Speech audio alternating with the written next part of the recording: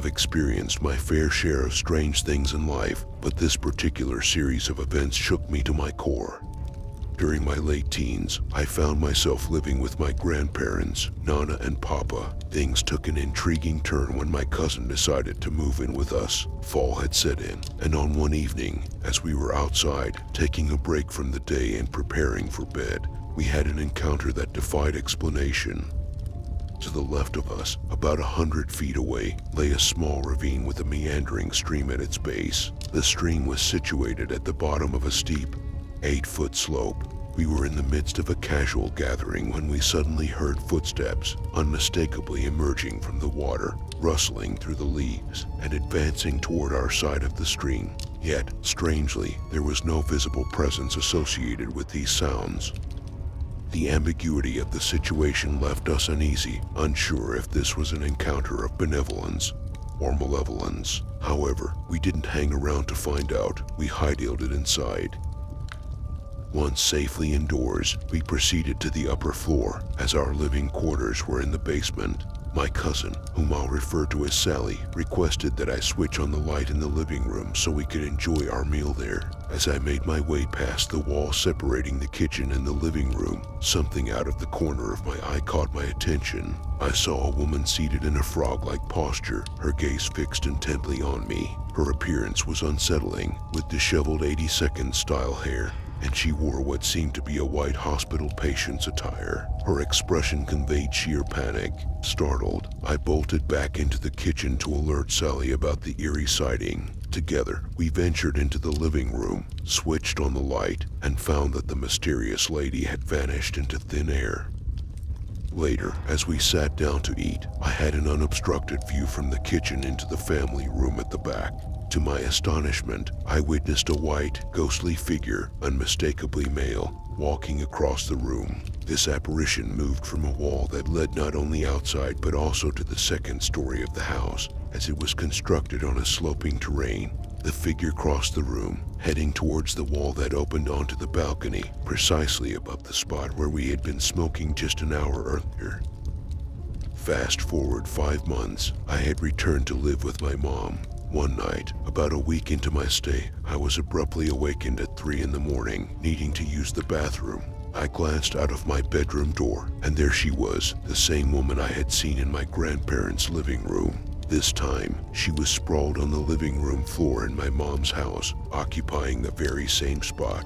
Her limbs were twisted in unnatural ways, her head turned backward, her jaw grotesquely broken wide open, and her eyes missing, leaving hollow sockets behind. These are indelible images etched in my memory, beyond description yet impossible to forget.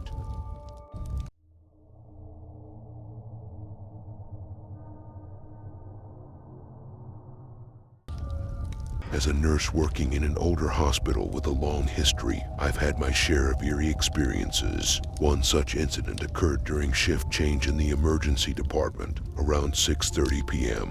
It was a typical evening in the bustling hospital, and my coworker, Sarah, and I were preparing to hand over our duties to the night shift. As we made our way through the maze-like corridors, sharing stories of the day's events, we noticed a petite nurse or healthcare worker ahead of us, also wearing scrubs. She seemed familiar enough in her appearance and attire, so we didn't think much of it and continued following her towards the break room. As we got closer, the woman opened the door to the break room and stepped inside. The door started to swing shut slowly, and I quickened my pace to keep it from closing completely. I reached out and caught the door just in time, allowing Sarah and me to enter the room right behind the mysterious woman. Expecting to find her there, we were taken aback to discover that the room was empty. There was no sign of the nurse we had been following just moments ago. Sarah and I exchanged puzzled glances, our minds trying to comprehend what had just happened. Feeling a bit spooked, we decided to search the break room thoroughly, checking behind the door, inside the cabinets, and even peeking into the small storage closet. However, it was all in vain. There was no trace of the woman we had seen enter. We decided to ask our fellow nurses and staff if they had encountered anyone fitting her description.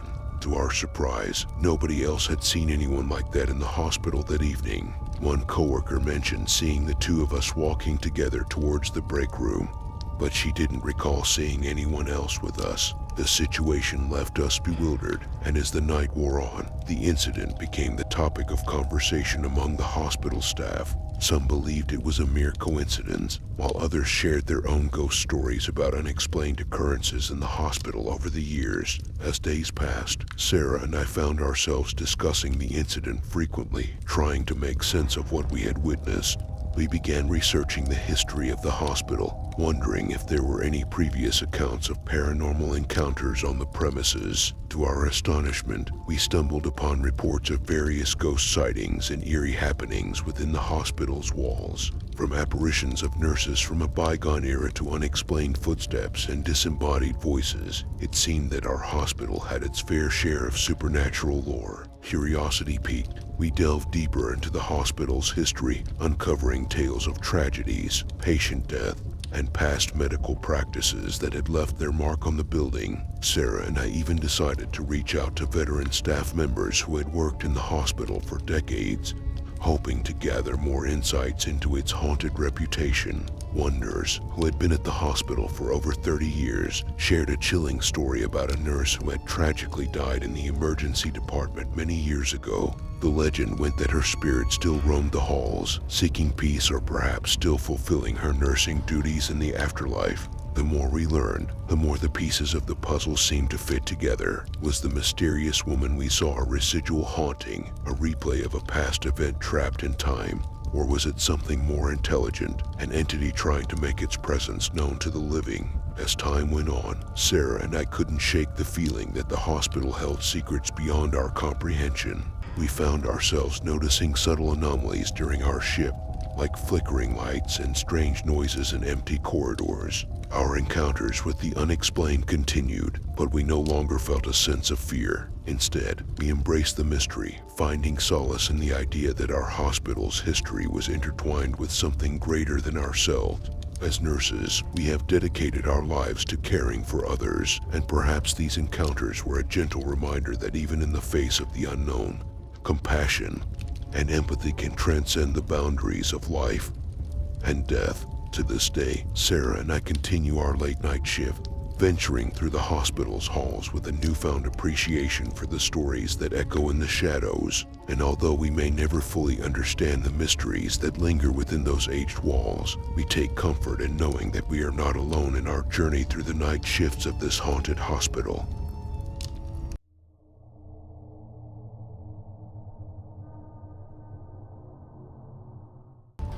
Let me share an experience that unfolded just a short while ago, an encounter that left me baffled and questioning the boundaries of the ordinary. Please bear in mind, I've never been one to tread into the realm of paranormal occurrences, always preferring to approach everything with a skeptical mind.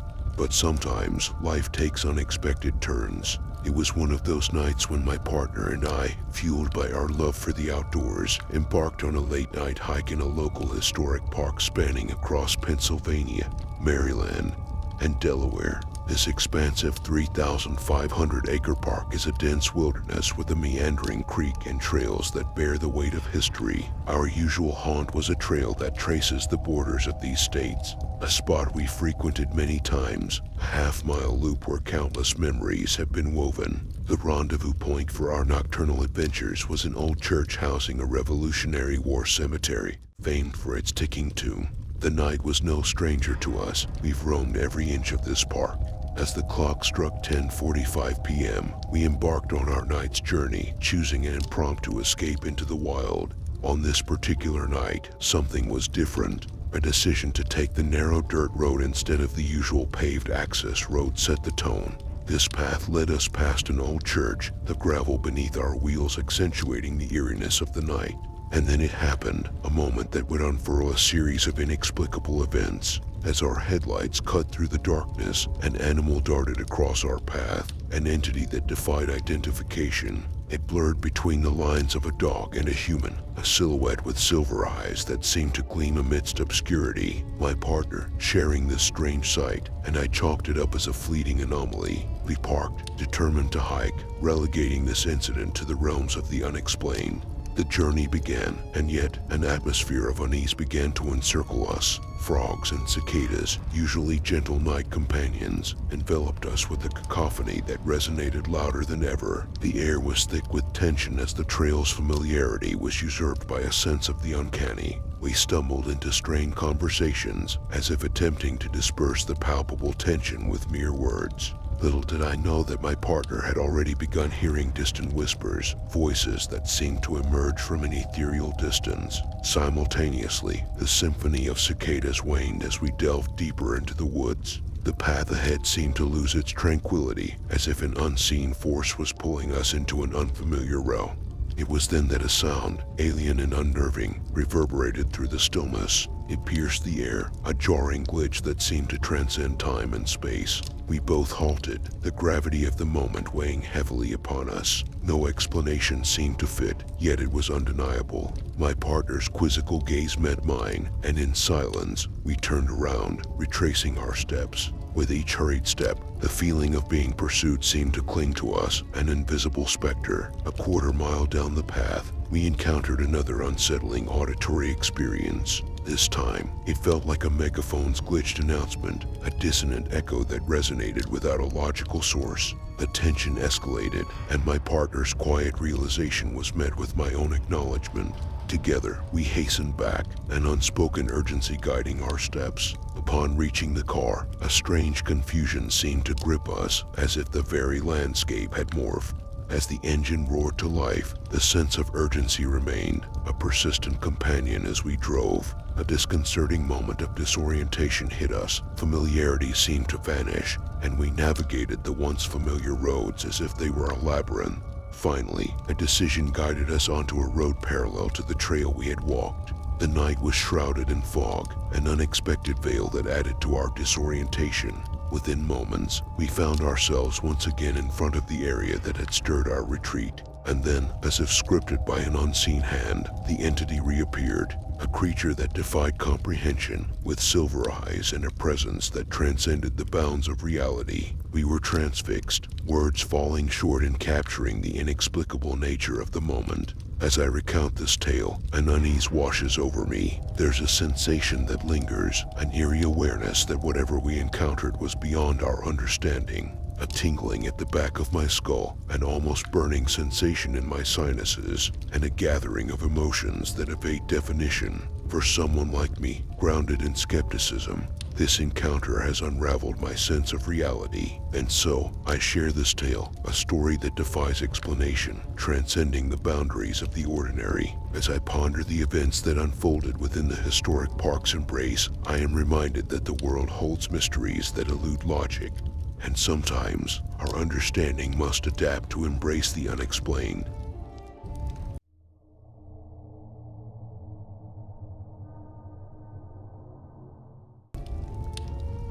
I hail from the city of Brownsville, Texas, and on a particular night, I found myself at my girlfriend's residence.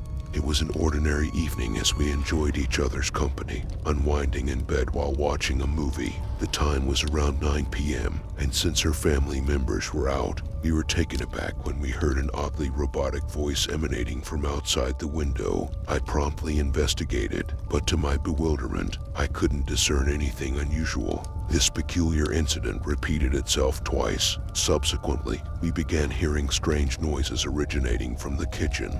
Given the presence of my girlfriend's feline companions, we initially dismissed the sounds as harmless disturbances caused by the cats. However, the noises persisted, and their intensity escalated during the second occurrence. In jest, we ventured into the living room and kitchen to investigate, half expecting to find mischievous feline culprits. Yet, our search yielded no indications of anything out of the ordinary, leading us to return to bed, somewhat perplexed.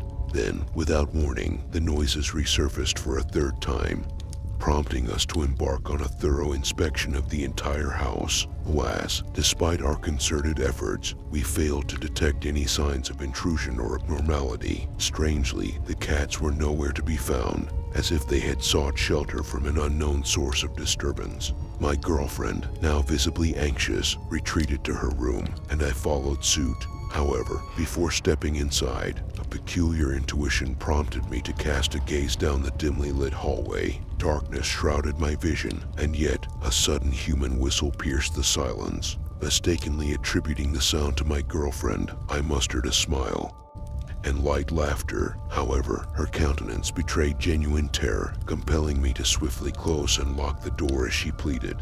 We surmised that an intruder had infiltrated the premises, and I contemplated dialing emergency services. However, my girlfriend dissuaded me from doing so, and instead, we opted to hastily evacuate the house. I secured the lower lock of the door from within, and we hastened to my car, trembling with fear. I contemplated reaching out to my father, urging him to bring a firearm, but my girlfriend convinced me to refrain from such a course of action. Instead, I contacted my friends, requesting their presence armed with baseball bats. Outside, we stood watch, hoping to catch sight of anyone emerging from the house, but no such occurrence materialized. I proposed to my friends that we venture inside and confront the potential burglar, armed with the bats they had brought. However, as I attempted to unlock the door, I realized it was already secured. I distinctly recalled locking it before our hasty departure. Determined, we decided to proceed to a nearby restaurant and procure spare keys from my girlfriend's mother, while my friends stood vigil outside, ready to summon the authorities if necessary.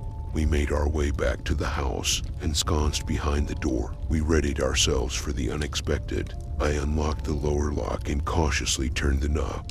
To my dismay and growing apprehension, I discovered that the upper lock, which required a key, remained steadfastly engaged. Yet, we had left without the key, solidifying our conviction that someone or something lurked within. Hastily, I employed the available keys to disengage the upper lock, and together, we swiftly entered the house, bracing ourselves for a potential encounter. However, upon conducting a thorough search of the entire premises, meticulously inspecting each window and door, we found everything undisturbed and securely locked. The unsettling mystery persisted, confounding both my friends and me.